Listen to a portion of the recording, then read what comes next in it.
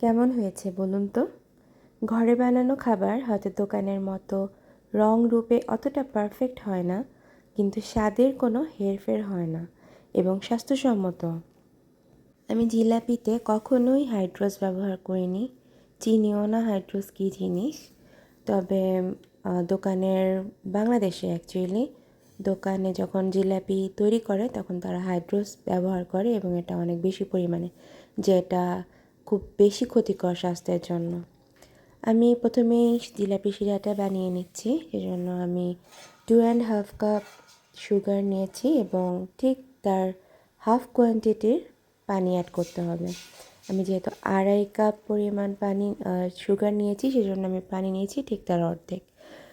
তো যখন নাকি বলক চলে আসবে, সাথে সাথে আমি চুলাটা অফ করে দিয়েছি এবং অল্প একটু ফুড কালার অ্যাড করেছি, সাথে 1 চিলতে লেবু, কাগজি লেবুর রস এখানে চিপড়ে দিয়েছিলাম এবং লাস্টলি হাফ টেবিল স্পুন ঘি অ্যাড করেছি, যেটা খুব ভালো একটা অ্যারোমা দিবে আমার জিলাপিতে।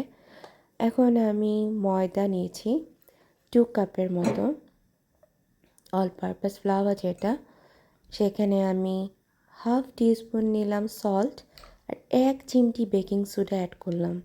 আমি ইউজুয়ালি টক দই দিয়ে করি ব্যাটারটা, কিন্তু কাল আমি যখন টক দইটা খুললাম দেখি তার আগের দিনই আমার এটা এক্সপায়ার্ড হয়ে গেছে, তো আমি সেটা ইউজ করিনি। যেহেতু আমি রেডি করে ফেলেছি, তো আমি বেকিং সোডা নিয়েছি একেবারে 1 চিমটি, বেশিও না কমও না, কারণ আমার কাছে বেকিং সোডা এটার ইউজ একদমই পছন্দ না।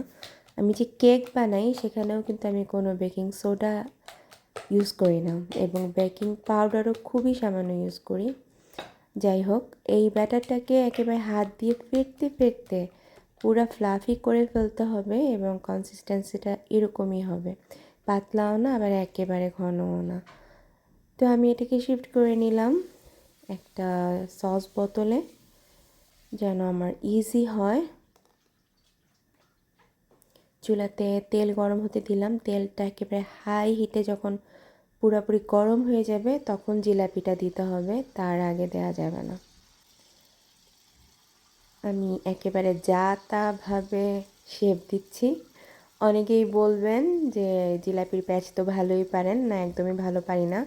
আমি আসলেই সহজ সরল টাইপের একজন মানুষ, প্যাচ বুঝিও না আর জটিল কথাও বুঝি না। যা বলি খুবই স্বাভাবিক কথা এবং আমি একটু স্ট্রেট ফরওয়ার্ড টাইপেরই।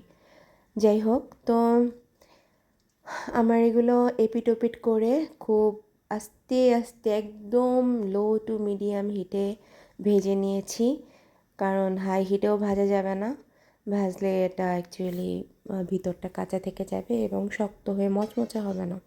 তারপর শিরাতে দিয়ে কিছুক্ষণ চুপিয়ে রেখেছিলাম, ট্রাই করতে হবে যেন এটা কিছুক্ষণ ডুবে থাকে। 2 to 3 মিনিটসের মতন আমি এটাকে চুপিয়ে রেখেছিলাম শিরাতে। তারপর দেখতেই পাচ্ছেন সাউন্ডে বোঝা যাচ্ছে কি না, এটা অনেক মচমচা হয়েছিল।